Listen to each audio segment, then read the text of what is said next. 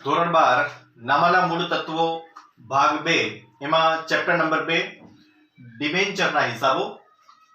એમાં આજનો આપણો ટોપિક છે ડિબેન્ચરના પ્રકારો. ડિબેન્ચરના પ્રકારો કયા કયા છે એ મેં અહીંયા દર્શાવેલા છે. હવે આપણે એની વિગતે ચર્ચા કરવા જઈ રહ્યા છીએ. ડિબેન્ચરના મુખ્યત્વે 4 પ્રકાર છે. એક જામીનગીરીના આધારે, બીજું છે ફેરબદલીની વિધિના આધારે એટલે કે ડિબેન્ચરની લે વેચના આધારે, બીજું છે અને ત્રીજો નંબર છે પરત કરવાની શરતના આધારે, અને ચોથો પ્રકાર છે રૂપાંતરની શરતના આધારે.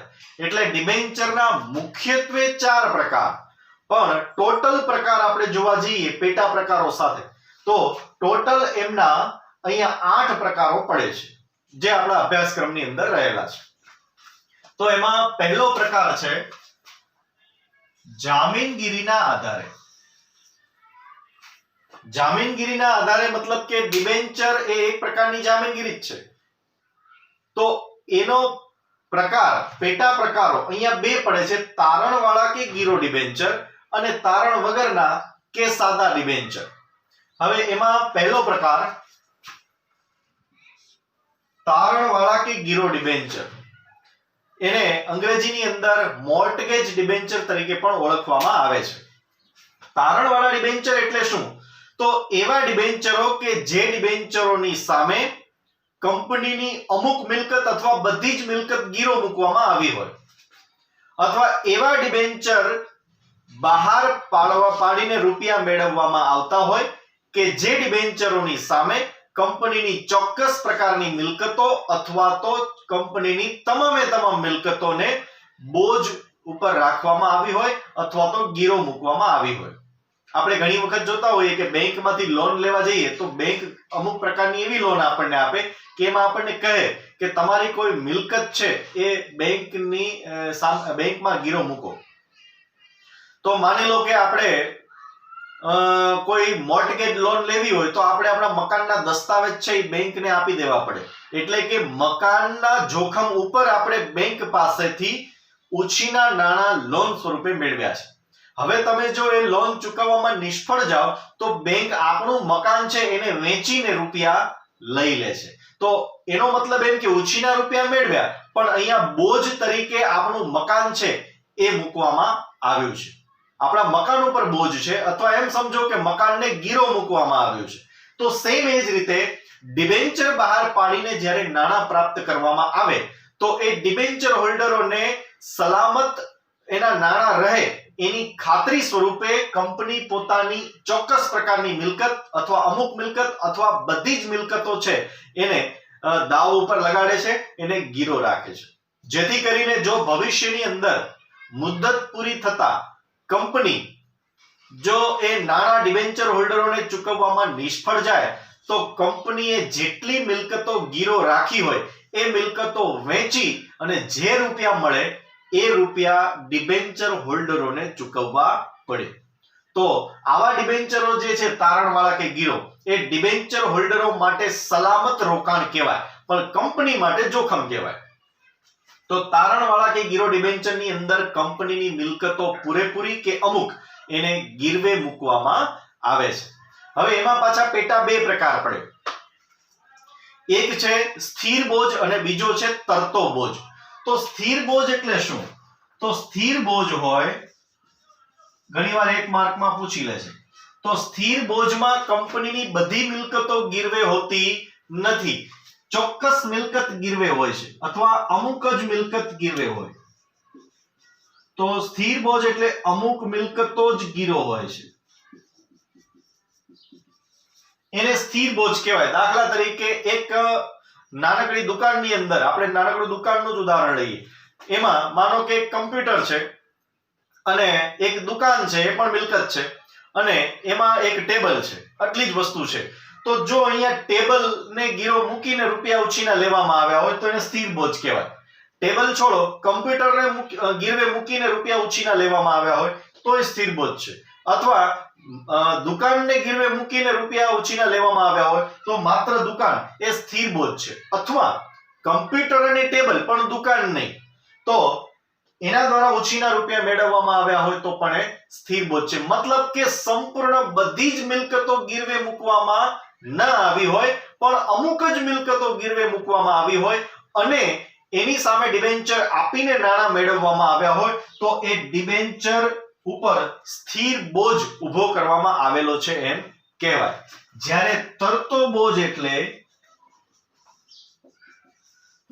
બોજ હોય એમાં કંપનીની બધી જ મિલકતો ગીરો હોય.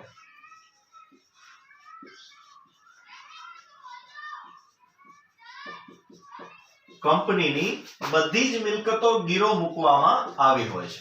એટલે ડિબેન્ચર હોલ્ડરોને જો નાણાં મુદત પૂરી થતા ચૂકવવામાં કંપની નિષ્ફળ જાય તો કંપની છે એની કોઈ પણ મિલકતો એ વેચીને પૂરેપૂરા રૂપિયા ચૂકવાય નહીં ત્યાં સુધી એ મિલકતો છે એ વેચવામાં આવતી હોય છે. એટલે કે કંપનીની તમામે તમામ મિલકતો છે ગીરવે હોય છે અને એ મિલકતો જેટલી વેચવી પડે એટલી એ વેચાય અને જ્યાં સુધી નાણાં ન મળે ત્યાં સુધી એ મિલકતો છે એ સતત વેચતા રહેવી પડે છે. એટલે તરતો બોજ છે એ કંપનીની બધી મિલકતો ઉપર હોય છે. ઉદાહરણ તરીકે દુકાન, કમ્પ્યુટર અને ટેબલનું આપણે એક્ઝામ્પલ લીધું, એના આધારે સમજીએ. માનો કે ડિબેન્ચર હોલ્ડરને રૂપિયા આપણે એની પાસેથી ઉછીના લીધા, હવે આપણે એને રૂપિયા ચૂકવવામાં નિષ્ફળ ગયા તો સૌથી પહેલા આપણે કમ્પ્યુટર વેચશું અને રૂપિયા આવ્યા એ ડિબેન્ચર હોલ્ડરને દીધા, હજી રૂપિયા એને ચૂકવવાના બાકી રહે છે. ટેબલ વેચ્યું, હજી રૂપિયા દીધા, તો જો ત્યાં સુધીમાં એમનું ચૂકવણું પૂરું થઈ જતું હોય તો ત્યાં સ્ટોપ થઈ જવાય, તો દુકાન બચી જાય. પણ ત્યાં સુધીમાં પણ એની રૂપિયા આપણે ચૂકવણી જે કરી છે, રૂપિયા ચૂકવ્યા છે એ પૂરા નથી થતા તો આપણે દુકાન વેચવી પડે અને બધી મિલકતો જ્યાં સુધી વેચાઈ ન જાય ત્યાં સુધી આપણે એ પ્રક્રિયા ચાલુ રાખવી પડે.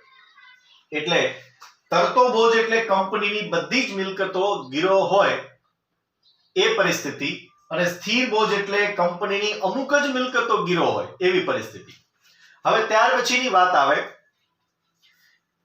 જો અમુક મિલકતો ઉપર પ્રથમ ગીરોનો અધિકાર હોય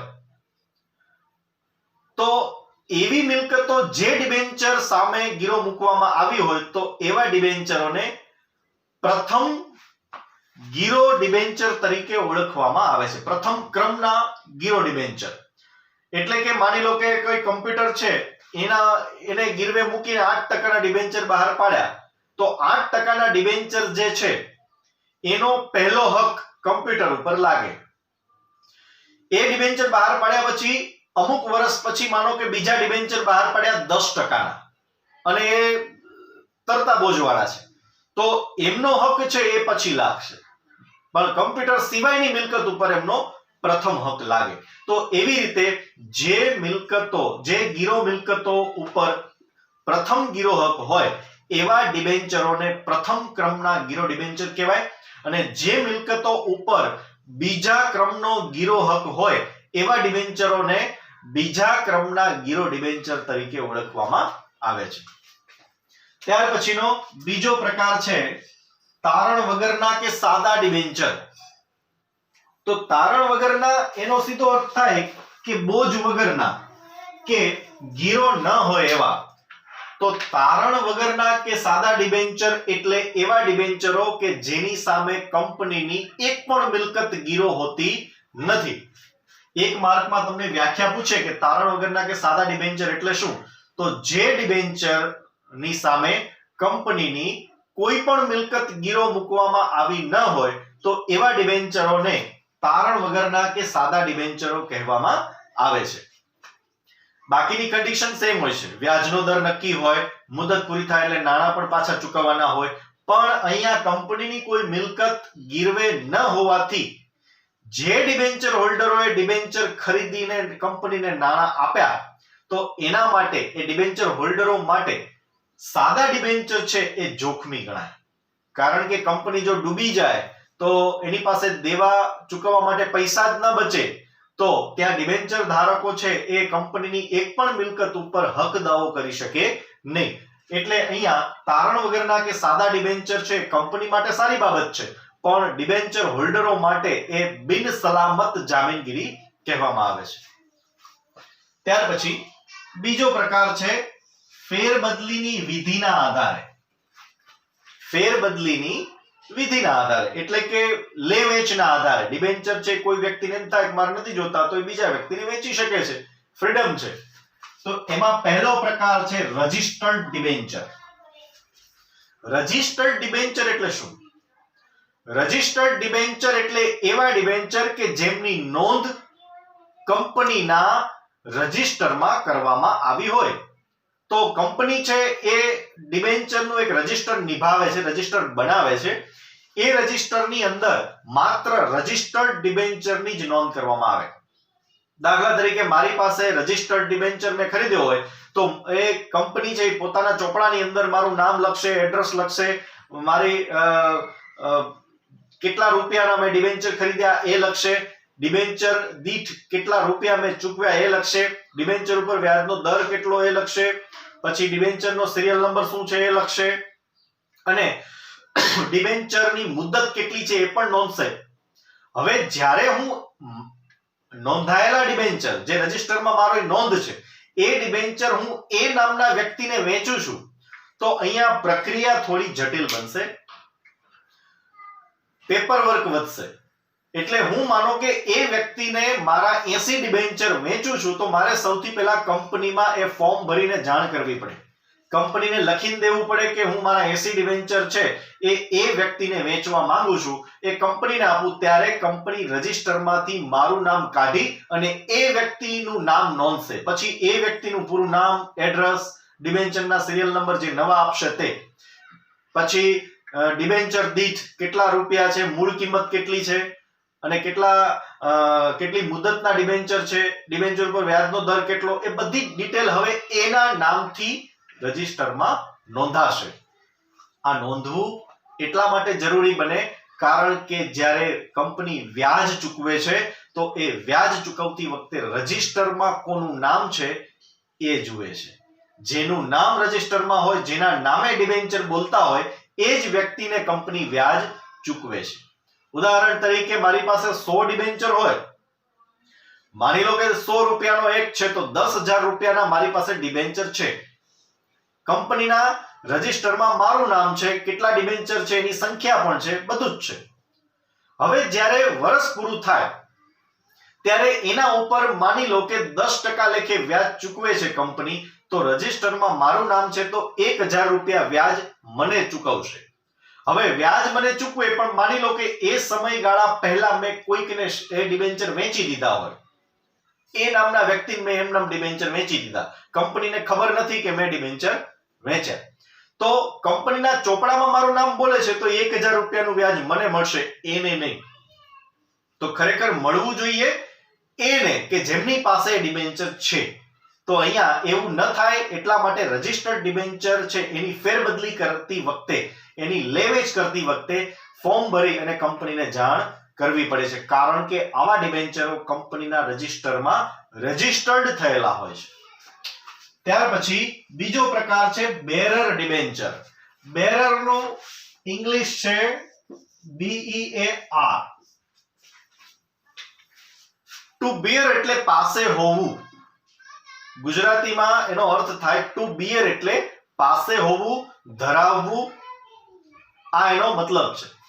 તો બેરર ડિબેન્ચરનો સીધો સાદો અર્થ છે કે જે ડિબેન્ચર જેની પાસે હોય એ એનો માલિક. અહીંયા બેરર ડિબેન્ચર છે ચેક જેવું કામ કરે, ચેક, બેરર ચેક જેવું. બેરર ડિબેન્ચર એટલે એવા ડિબેન્ચર કે જેની નોંધણી કંપનીના રજિસ્ટરમાં હોતી નથી. બેરર ડિબેન્ચર જે વ્યક્તિ પાસે હોય છે એ જ વ્યક્તિ એ ડિબેન્ચરનો માલિક બની જાય છે. દાખલા તરીકે એક ચલણી નોટ જેવું કામ કરે. 500 રૂપિયા હોય, એ 500 રૂપિયા મારા હોય પણ રસ્તામાં પડી જાય તો જ્યાં સુધી મારા હતા, મારી પાસે હતા ત્યાં સુધી હું એનો માલિક હતો, હું ગમે તેમ વાપરી શકતો હતો. પણ એ રસ્તામાં પડી ગયા, બીજા કોઈ વ્યક્તિને એ 500 રૂપિયા મળ્યા તો હવે એ માલિક છે, હું નથી. એ 500 રૂપિયા છે એ પોતે ધારે એમ વાપરી શકે છે. તો સેમ એ જ રીતે બેરર ડિબેન્ચર છે એ રસ્તામાં પડી જાય, જેની પાસે આવી જાય એ એમનો માલિક બની જતો હોય છે. તો બેરર ડિબેન્ચર ટુ બેર જેની પાસે હોય એ એનો માલિક બને છે. વ્યાજ પણ એને મળે છે, પણ અહીંયા વ્યાજ ચૂકવણીની પદ્ધતિ થોડી અલગ છે. તો બેરર ડિબેન્ચર જેની પાસે હોય એની કોઈ જ નોંધણી, એનું કોઈ જ માહિતી કંપનીના રજિસ્ટરમાં હોતી નથી. એટલે એનું વ્યાજ જ્યારે મેળવવાનું થાય તો એ ડિબેન્ચરનું સર્ટિફિકેટ લઈ અને ત્યાં જવામાં આવે અને કંપની એવા ડિબેન્ચર ધારકોને એટલે કે બેરર ડિબેન્ચર હોલ્ડરને એક કૂપન આપે છે.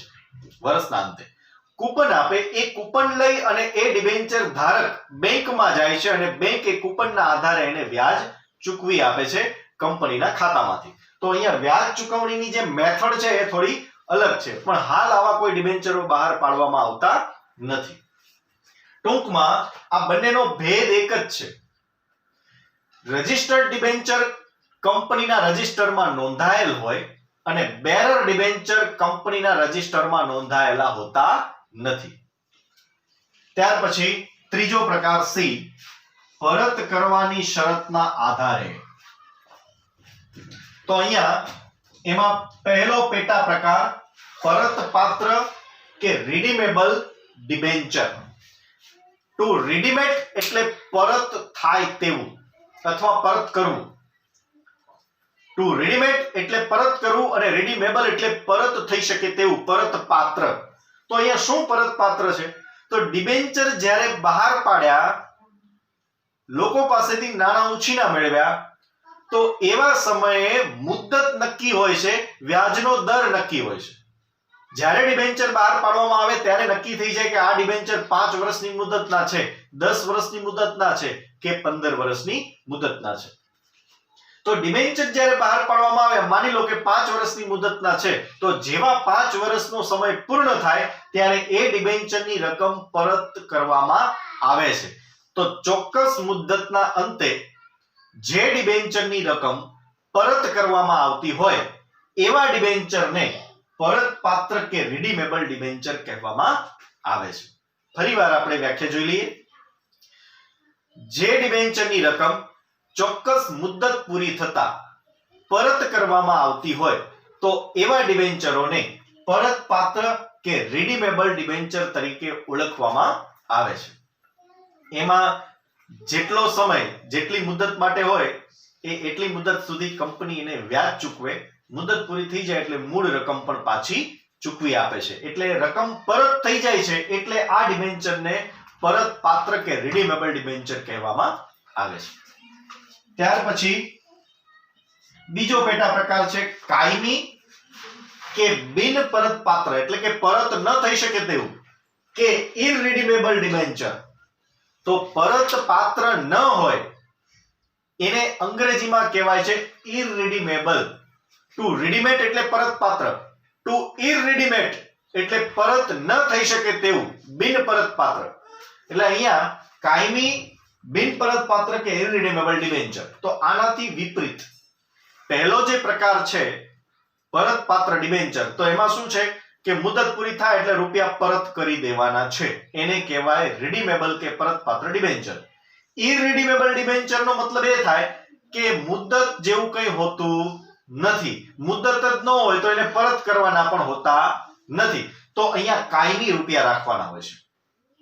એવા ડિબેન્ચરો કે જે કંપનીનું વિસર્જન ન થાય ત્યાં સુધી પરત કરવામાં ન આવે એના ઉપરના નાણાં, તો એવા ડિબેન્ચરને ઇરરિડીમેબલ ડિબેન્ચર કહેવામાં આવે છે.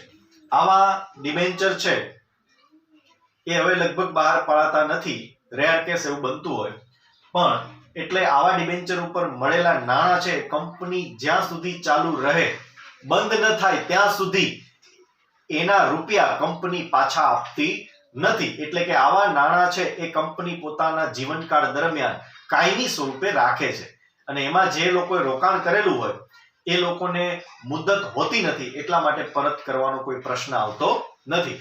માત્ર ને માત્ર આવા ઇરરિડીમેબલ ડિબેન્ચર જેણે ખરીદ્યા હોય એને કંપની બંધ ન થાય ત્યાં સુધી એને નિયત દરે વ્યાજ જ ચૂકવવામાં આવે છે, એને વ્યાજ મળે ડિબેન્ચર હોલ્ડરોને. એટલે આ થયો બીજો પ્રકાર. ત્યાર પછી મૂળભૂત પ્રકાર નંબર 4 એટલે કે ડી, રૂપાંતરની શરતના આધારે. તો હવે એવા ડિબેન્ચરો કે જેનું કન્વર્ઝન થઈ શકે, રૂપાંતર થઈ શકે, અને એવા ડિબેન્ચરો કે જેનું કન્વર્ઝન ન થઈ શકે. તો એમાં પહેલો પ્રકાર છે રૂપાંતર પાત્ર કે કન્વર્ટિબલ ડિબેન્ચર. ટુ કન્વર્ટ એટલે રૂપાંતર કરવું કે થવું. ટુ કન્વર્ટ એટલે રૂપાંતર થવું કે કરવું, અને એના ઉપરથી બન્યું કન્વર્ટિબલ એટલે કે રૂપાંતર થઈ શકે તેવું. તો એટલા માટે અહીંયા આગળ શબ્દ આપ્યો છે કે રૂપાંતર પાત્ર કે કન્વર્ટિબલ ડિબેન્ચર. હવે જનરલી પરત પાત્ર ડિબેન્ચર છે એની વ્યાખ્યા શું છે કે મુદત પૂરી થાય એટલે રૂપિયા પાછા કંપનીએ ચૂકવી દેવાના.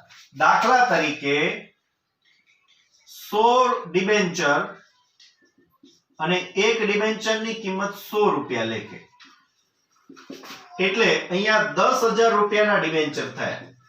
ડિબેન્ચરની કુલ કિંમત 100 અને આ છે 10% ડિબેન્ચર. આ ડિબેન્ચર્સ છે 10%. હવે માની લો કે આ ડિબેન્ચર છે એની મુદત 5 વર્ષની હતી, તો આપણે અહીંયા લખીએ 5 વર્ષની મુદત.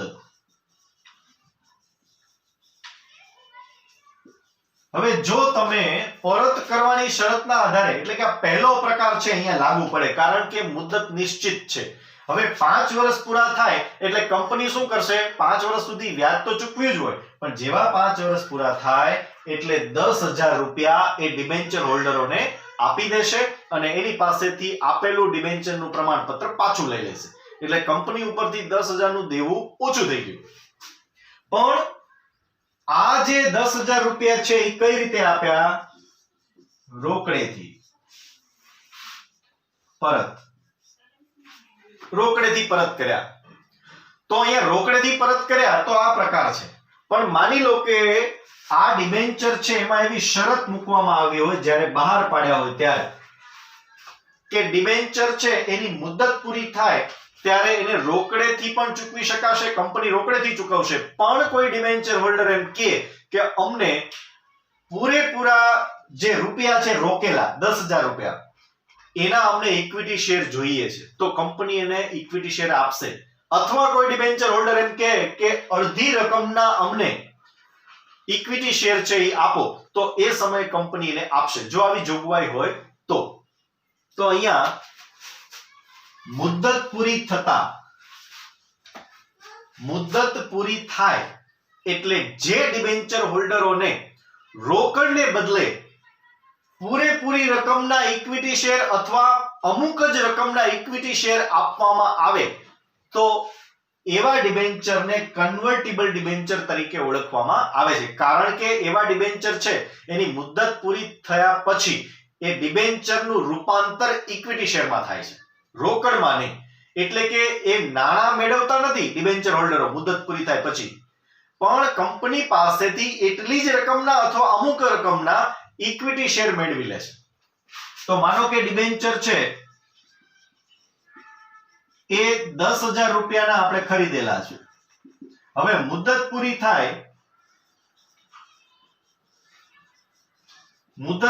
થાય તો માની લો કે કોઈ ડિબેન્ચર હોલ્ડર એમ કે 5,000 રૂપિયાના અમને ઇક્વિટી શેર આપો, તો અહીંયા 10,000 માંથી 5,000 રૂપિયાનું રૂપાંતર ઇક્વિટી શેરમાં થયું, એટલે આવા ડિબેન્ચરને રૂપાંતર પાત્ર કે કન્વર્ટિબલ ડિબેન્ચર કહેવાય. અને બાકીના 5,000 રૂપિયા છે એ રોકડ લઈ લે છે. 5,000 રૂપિયાની રોકડ ચૂકવણી થાય. તો અડધી રકમનું જ્યારે રોકડમાં ચૂકવણી થાય અને અડધી રકમના ઇક્વિટી શેર આપવામાં આવે તો એવા ડિબેન્ચરને અંશતઃ કન્વર્ટિબલ ડિબેન્ચર કહેવાય. એવા ડિબેન્ચરને અંશતઃ કન્વર્ટિબલ ડિબેન્ચર કહેવાય અથવા પાર્ટલી કન્વર્ટિબલ ડિબેન્ચર. હવે એવું પણ બની શકે કે 10,000 માંથી કોઈ એમ કે મને 3,000 રૂપિયાના જ ઇક્વિટી શેર જોઈએ છે, 7,000 રૂપિયા રોકડા લાવો તો પણ ચાલે. અંશતઃ ની અંદર બધું આવી જાય, એમ નહીં કે 50-50 અડધા જ, એમ નહીં. 10,000 રૂપિયાના ડિબેન્ચર માંથી કોઈ એમ કે 3,000 ના ઇક્વિટી શેર અમને આપો, તો એને રૂપાંતર એનું 3,000 રૂપિયાના ઇક્વિટી શેરમાં થયું, પણ પૂરેપૂરા 10,000 માં નથી થયું. એટલા માટે અંશતઃ શબ્દ વપરાય છે. પાર્ટલી કન્વર્ઝન થયું એટલે અંશતઃ કન્વર્ટિબલ ડિબેન્ચર. 5,000 પણ થઈ શકે. કોઈ એમ કે અમને 7,000 ના ઇક્વિટી શેર આપો, 3,000 જ રૂપિયા પાછા જોઈએ છે, તો એ પણ અંશતઃ રૂપાંતર થયું કહેવાય. તો એને આપણે પાર્ટલી કન્વર્ટિબલ ડિબેન્ચર તરીકે ઓળખશું. પણ ઘણીવાર એવું બનતું હોય કે 10,000 રૂપિયા છે એનું પૂરેપૂરું ઇક્વિટી શેરમાં રૂપાંતર, પૂરેપૂરા 10,000 ના ઇક્વિટી શેર, તો એને કહેવામાં આવે છે સંપૂર્ણ કન્વર્ટિબલ ડિબેન્ચર અથવા ફુલ્લી કન્વર્ટિબલ ડિબેન્ચર અથવા ફુલ્લી કન્વર્ટિબલ ડિબેન્ચર. તો અહીંયા ફુલ્લી કન્વર્ટિબલ ડિબેન્ચર એટલા માટે કહેવામાં આવ્યું કે મુદત પૂરી થઈ પછી કંપનીએ 10,000 રૂપિયા પૂરેપૂરા એને ચૂકવી દેવાના છે, જેટલા લીધા હતા એટલા. પણ અહીંયા કંપની છે એ 10,000 રૂપિયા પૂરેપૂરા ચૂકવતી નથી, કારણ કે ડિબેન્ચર હોલ્ડરો છે એમ કહે છે કે અમને 10,000 રૂપિયા રોકડા નથી જોતા, પણ અમને 10,000 રૂપિયાના પૂરેપૂરા ઇક્વિટી શેર આપી દો અને આ ડિબેન્ચરના પ્રમાણપત્ર પાછા લઈ જાઓ. તો પૂરેપૂરા રૂપિયાનું ઇક્વિટી શેરમાં રૂપાંતર થાય છે એટલે એને કહેવામાં આવે છે સંપૂર્ણ રૂપાંતર પાત્ર ડિબેન્ચર અથવા ફુલ્લી કન્વર્ટિબલ ડિબેન્ચર. તો તમે સમજી ગયા હશો કે પૂરેપૂરી રકમનું કન્વર્ઝન ઇક્વિટી શેરમાં થાય તો એને ફુલ્લી કન્વર્ટિબલ ડિબેન્ચર કહેવાય, અને અંશતઃ રૂપાંતર ઇક્વિટી શેરમાં થાય રકમનું તો એને આપણે અંશતઃ રૂપાંતર પાત્ર ડિબેન્ચર કે પાર્ટલી કન્વર્ટિબલ ડિબેન્ચર તરીકે ઓળખશું. ત્યાર પછી આવે બીજો પ્રકાર, બિન રૂપાંતર પાત્ર કે નોન કન્વર્ટિબલ ડિબેન્ચર. બિન રૂપાંતર પાત્ર છે એ ડિબેન્ચર પહેલા પ્રકારથી વિપરીત એની વ્યાખ્યા છે. બિન રૂપાંતર પાત્ર કે નોન કન્વર્ટિબલ ડિબેન્ચર એટલે એવા ડિબેન્ચર કે જેનું મુદત પૂરી થતા ઇક્વિટી શેર કે પ્રેફરન્સ શેરમાં રૂપાંતર થઈ શકતું નથી. એટલે આ પ્રકારે આ છે પરત પાત્ર કે રિડીમેબલ ડિબેન્ચર. તો અહીંયા બિન રૂપાંતર પાત્ર તો 5 વર્ષની મુદતના ડિબેન્ચર હોય તો એ મુદત પૂરી થાય એટલે કંપનીએ એને રોકડા રૂપિયા જ પાછા ચૂકવવાના છે, એટલા રૂપિયાના એને ઇક્વિટી શેર કે પ્રેફરન્સ શેર આપવાના નથી. એટલે એમ કહી શકાય કે આવા ડિબેન્ચર છે એનું મુદત પૂરી થતા ઇક્વિટી કે પ્રેફરન્સ શેરની અંદર રૂપાંતર થતું નથી. તો વ્યાખ્યા કરવી હોય તો એ રીતે થાય, જે ડિબેન્ચરોનું મુદત પૂરી થતા ઇક્વિટી કે પ્રેફરન્સ શેરમાં રૂપાંતર થઈ શકતું ન હોય એવા ડિબેન્ચરને બિન રૂપાંતર પાત્ર કે નોન કન્વર્ટિબલ ડિબેન્ચર તરીકે ઓળખવામાં આવે છે. ફરીવાર, જે ડિબેન્ચરોનું રૂપાંતર મુદત પૂરી થતા શેરમાં થઈ શકતું ન હોય એવા ડિબેન્ચરને બિન રૂપાંતર પાત્ર કે નોન કન્વર્ટિબલ ડિબેન્ચર કહેવામાં આવે છે. તો અહીંયા મુદત છે જ, એ મુદત ચોક્કસ છે, એના ઉપર એટલી મુદત સુધી કંપનીએ વ્યાજ પણ ચૂકવવાનું છે અને મુદત પૂરી થઈ જાય એટલે શેર બદલામાં આપવાના નથી, પણ એ ડિબેન્ચરના સર્ટિફિકેટ પાછા લઈ અને પૂરેપૂરા જેટલા રૂપિયા લીધા હતા એટલા જ રૂપિયા ડિબેન્ચર હોલ્ડરોને આપી દેવાના છે. એટલે શેર આપવામાં ના આવતા હોવાથી એનું રૂપાંતર ડિબેન્ચરનું શેરમાં થઈ શકતું નથી, એટલે જ એ ડિબેન્ચરો બિન રૂપાંતર પાત્ર કે નોન કન્વર્ટિબલ કહેવામાં આવે છે. અહીંયા આ ટોપિક આપણે પૂર્ણ કરીએ છીએ.